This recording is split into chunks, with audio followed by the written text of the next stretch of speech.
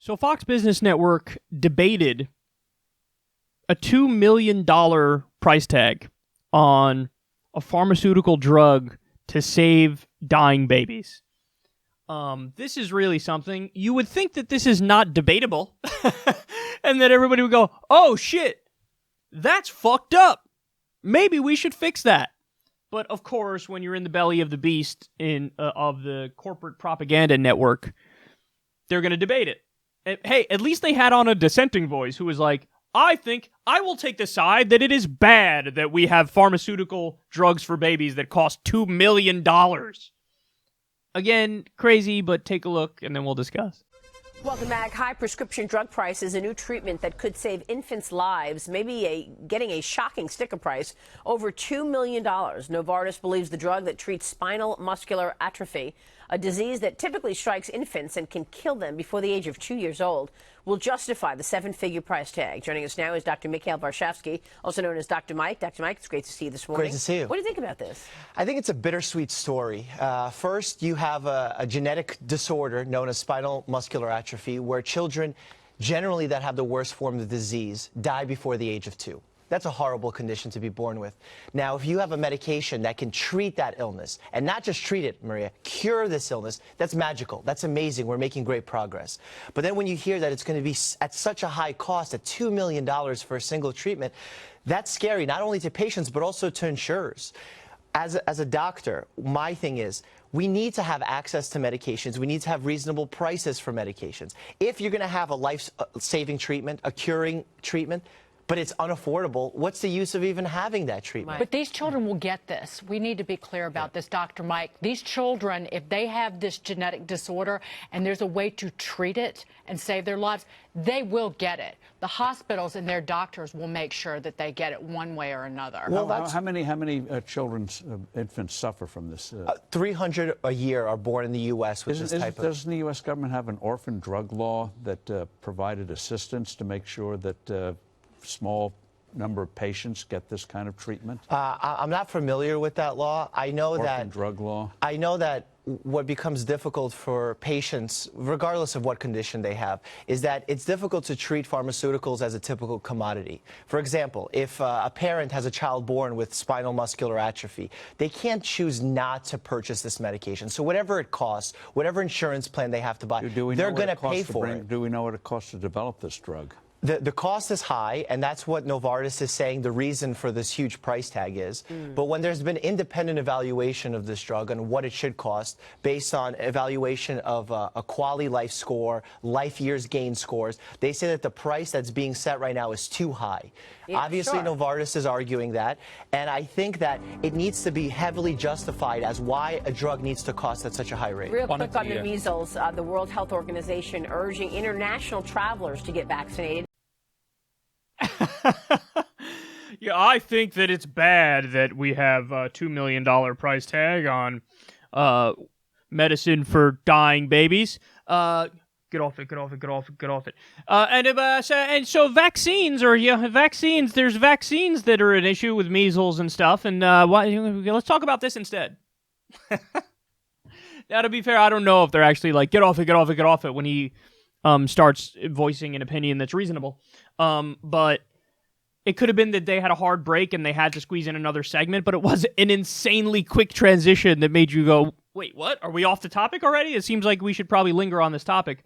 And I love the people who are trying to rationalize it. Like, yep, how much does it cost to create the drug? I mean, research and development. Did you know that pharmaceutical companies spend anywhere from 2 times more to 19 times more on advertising and marketing than they do on research and development?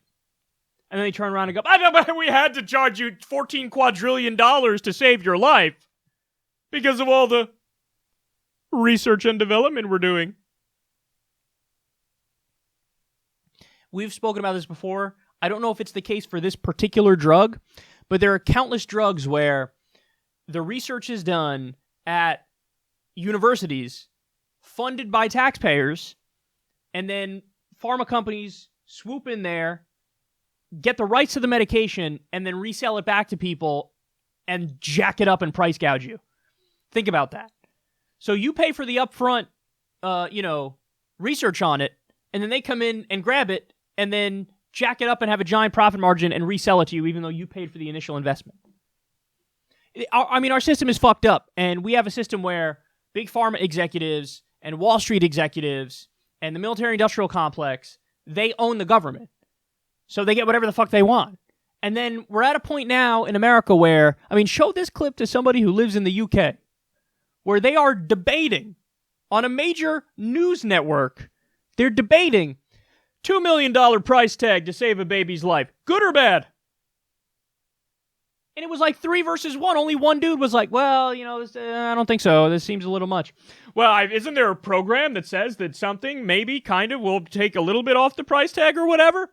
And I love how everybody else like, I don't know. No, maybe. Who knows? They're just so flippant about it. Like, oh, baby dies, doesn't die, gets the medicine or not. And then one of them says, these children will get the medication. We should be clear about that.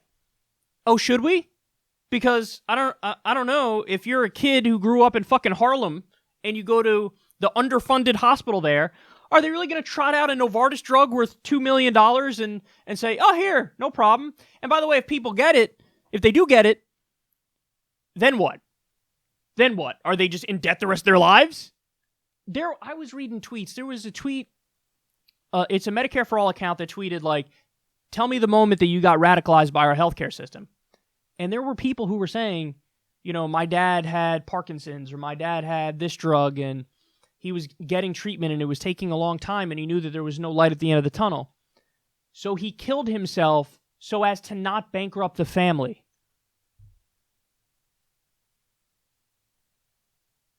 Let me break that down as simple as possible to you. You have a chronic illness that is going to cost a fucking arm and a leg in order to pay for your treatment of that illness.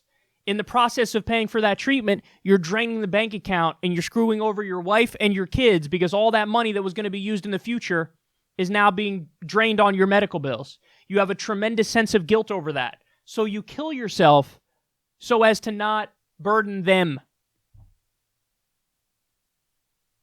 That's our healthcare system. That's our healthcare system. I was just reading a story the other day.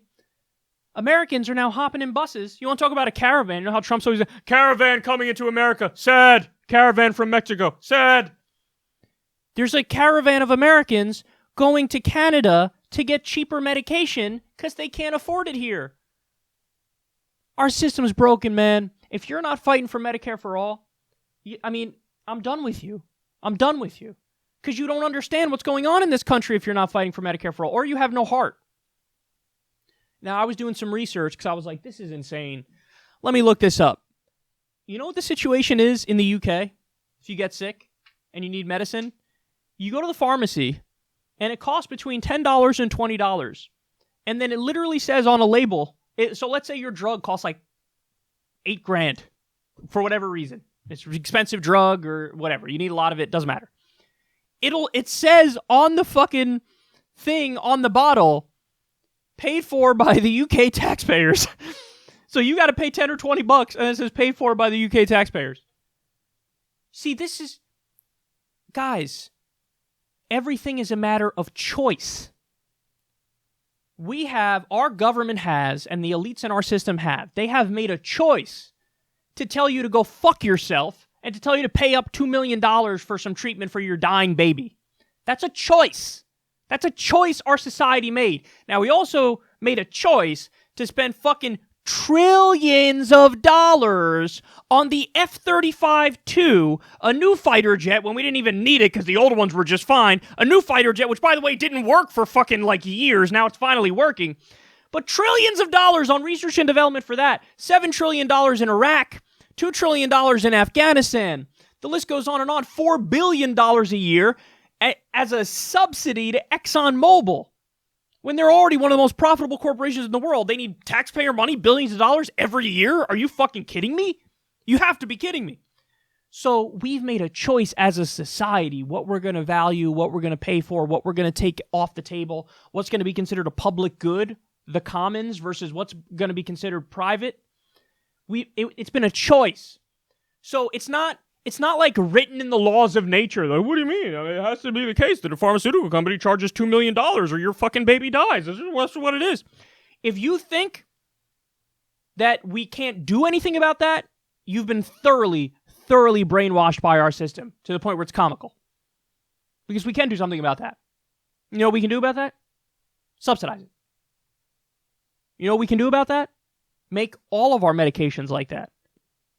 Have a universal coverage system for medications where all you have to do, just copy the UK system.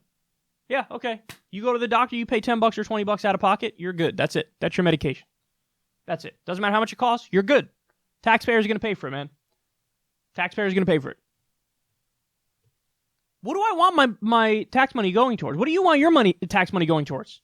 Do you have any idea? I would write my tax check with a goddamn smile on my face if I knew every time I was writing that check, a large percentage of it is going towards healthcare and pharmaceutical medications for people who need it. I would love to pay my taxes if I knew, listen, this is going towards healthcare for people. This is going towards pharmaceutical medication. This is going towards free college. This is going towards wiping the debt slate clean for all the people who are up to their eyeballs in debt from college. This is going towards a program which has vacation for everybody, a certain amount of time per year guaranteed by law. I would love universal daycare. Hey, let's have a system where it's universal daycare and people don't have to go broke fucking because they got to go work and somebody's got to watch the kid. They don't have anybody to watch the kid. Other developed countries have done this, man. I want all of my money going towards that. I mean, I'm not for abolishing the military, but we could definitely cut it 50%. I mean, we have, 190 military bases around the world, and you're going to tell me that makes sense? Fuck out of here, man. If we had priorities that made sense, I would pay my taxes with a smile on my face, dude. With a smile on my face. But that's not the system we have. And we also have assholes in suits and ties on TV arguing, well, maybe it has to be the case that it's $2 million or your baby dies. Go fuck yourself, you corrupted goon.